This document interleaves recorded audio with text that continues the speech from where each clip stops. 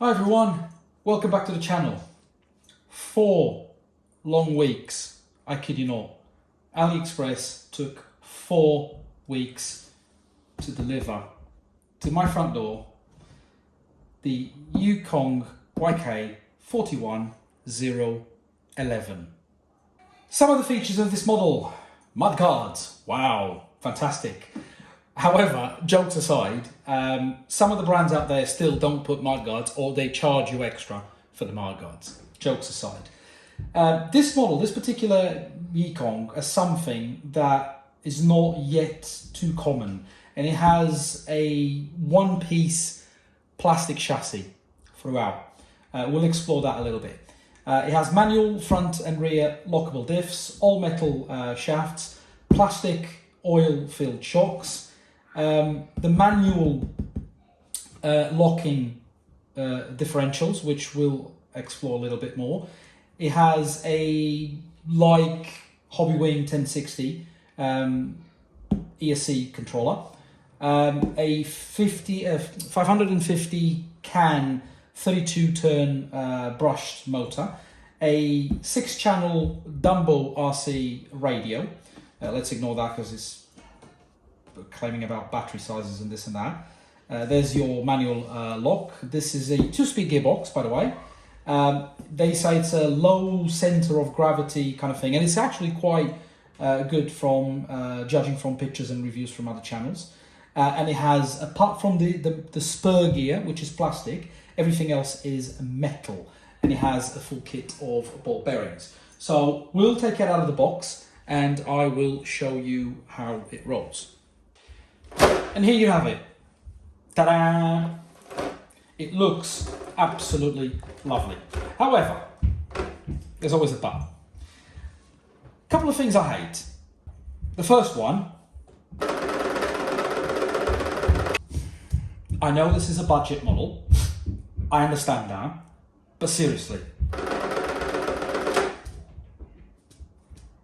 Right. We'll take the pins off, and I think you've already noticed the problem here. So the body pins, where the holes are, they sit too high. So there's a lot of movement on the body.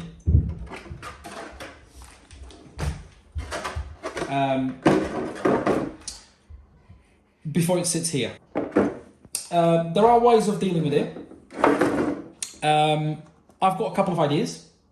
I've got a little inside foam for a small 1-inch tyre that I may use, cut to size, put it there.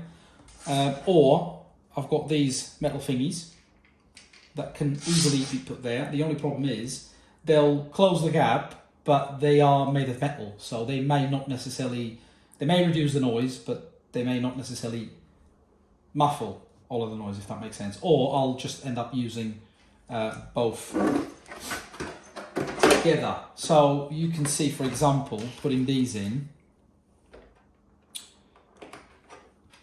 Allow me to show you. So it's far less now because the washers have greatly reduced the gap between where the body sits, so it doesn't move. But I may still have a bit of noise there. So I'll explore that a little bit more. But body-wise, it looks super cool. It's quite straightforward. You can see it's a budget. So unlike, for example, the Traxxas, there's no internal plastic frames. It's just the Lexan body. However, having said that, they have put some details on this Lexan body. They've put the stickers, obviously, so you won't be able to see through. But they put mirrors, a snorkel there, a plastic grill, and obviously, me being me, that's not the logo that comes with it. What comes with it is a Yikong logo, but I've already bedazzled this body with a Toyota logo at the front and a Toyota logo at the back, number plates, and a little super sticker there. And I've got some 3D printed parts that the printer has been busy today printing, which I'll be using on this particular model. So this is the plastic body. So you can see it's quite different from other known models. The only one that comes to mind that uses more or less the same chassis is the new FMS Canyon. So I don't know if more brands will eventually come out with similar chassis or not. So we'll have to wait and see. One very good thing about this chassis is the amount of attachment points for your shocks, both rear and front. So you've got 4 different little holes, so you can change the geometry of your shocks. And speaking of shocks, these are plastic bodied shocks, but they are oil-filled shocks.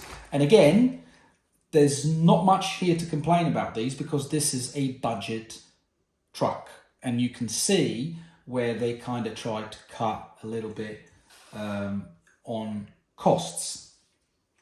Electronics wise, it comes with what I'm led to believe to be a Hobbywing 1060 ESC and a separate receiver. However, the receiver does not come with a waterproof box or water resistant box. So another indication that this may not necessarily be waterproof, oops, I'm losing, it's the washers, is the on and on switch, on and off, sorry, switch. It sits at the bottom and it hasn't got the waterproof rubber protecting it. So that's another indication that unfortunately I may not be able to use and abuse this in water or mud, such as I do with my Traxxas and my Apsima, and to a degree with my FJ40.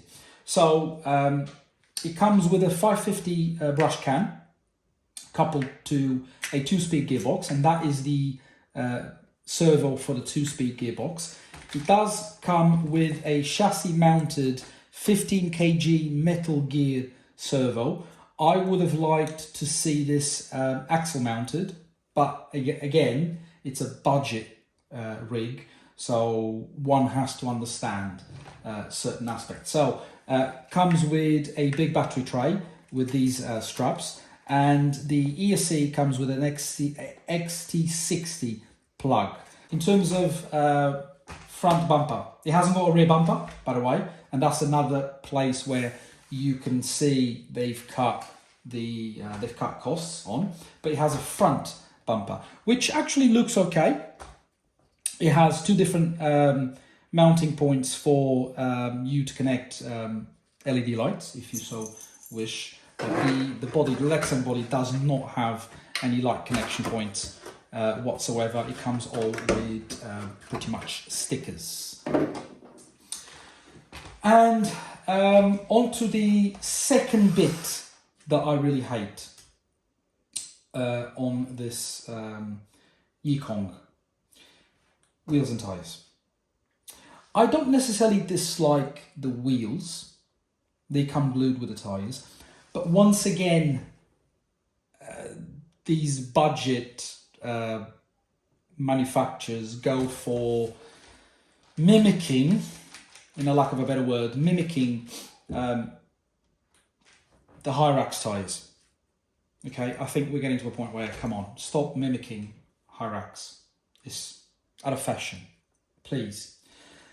However, it's not the mimicking of Hyrax tires that annoys me, it's the fact that these come with very, very stiff inserts. Super, super stiff. I think these tires could actually have been okay if the inserts were far softer, but they are not soft. They are proper stiff. I'm gonna take these dreadful wheels and tires out, and I'm gonna I've got a couple of sets of tires which I may need your opinion on. What would you prefer? I'm kind of more inclined to one of them, to be honest. But put your comments down in the comment box below and let me know which one would you like to see on the LC79. So the first one is some Injora tires on plastic 3D printed wheels. I've 3D printed these a couple of months ago, and one thing I do like about these wheels is that they are old-fashioned sort of wheels. I've printed them in white, which may actually be okay. It may actually sit okay with this one. They are ever so slightly smaller than the stock tyres, although the difference is really not that much. But and they are not as aggressive. I think this tyre may suit this rig better. Well, having said that, any tyre will suit this rig better than these crap ones. The second option is Batrazi vented tyres with 3D printed inserts in there on metal weighted steelies. So from a performance point of view, this would win the game straight away because these are quite heavy, and I think from a performance point of view probably this will make more sense. However, I'm not really chasing performance with this one. I'm chasing looks. But you know, let me know. I'm going to put both here, one at the front, one at the rear. Have a look yourselves, have a think, let me know, put a comment down below and let me know which tyres you would prefer on this rig. And I shall comply. Right, this is the undercarriage of the rig. So the pumpkins, I absolutely love these pumpkins, to be honest. I think these are far more scale looking than a lot of the axles I've seen elsewhere. So all of the links are metal links. This one has a funny thing. So at the rear, it's a 4-link plus a panhard bar. And at the front, it's a 3-link plus a panhard bar. There's no protection plates anywhere, especially this area here. The belly is quite exposed where the gearbox sits. I'm not sure about that, but then having said that, I don't really plan to use this as a hard crawler, so I don't foresee any hard damage to this, if that makes sense. One thing I did forget to mention, it's a metal steering link arm, so it's actually quite good to see on a budget crawler that they fitted a metal arm on it. Portal axles, haven't mentioned yet. Portal axles.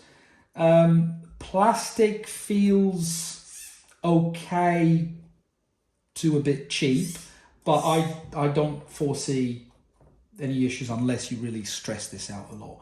That is where you lock or unlock the diffs. I love this feature, absolutely love it. Both my Apsima and my Traxxas iTrail, they've got the fancy systems where you change and you lock and unlock your diffs on the radio, and I like that commodity. But for simplicity, nothing beats a manual lock. And the only thing that I can foresee going wrong with this is a bit of mud or a bit of debris getting stuck, but you can easily clean it and off you go. You don't need to worry about wires, you don't need to worry about servos going bad or anything like that. Simple manual lock. Bang on, Yikong, bang on. It uses a Dumbo RC radio, 6-channel, fantastic, ready to run radio. It has 6 channels. There's the on and off button. It comes with your normal steering and throttle adjustments, your ESC dip switches, and there you go. That's your first and second gear there. It comes with a manual. To be honest, I couldn't care less about the manual, but I care about the stickers. I love some stickers. But we really don't care about manuals. To finish off the video, because this has gone too long now, I have printed 3 things, and whichever wheel I go for, I am thinking about putting one of the wheels at the back, just for, you know, scale thing. So I'm not sure what I'm going to do. So I have printed a couple of Toyota branded sandboards. I have printed a little jerry can with a little support, but this is already glued, so I don't want to start drilling on that body. And I've printed a little fire extinguisher So I'm not sure yet where I'm going to put these, but I think more 3D printed accessories will follow eventually. So hopefully you've enjoyed the video. Thank you so much, and I'll see you all soon. Cheerio!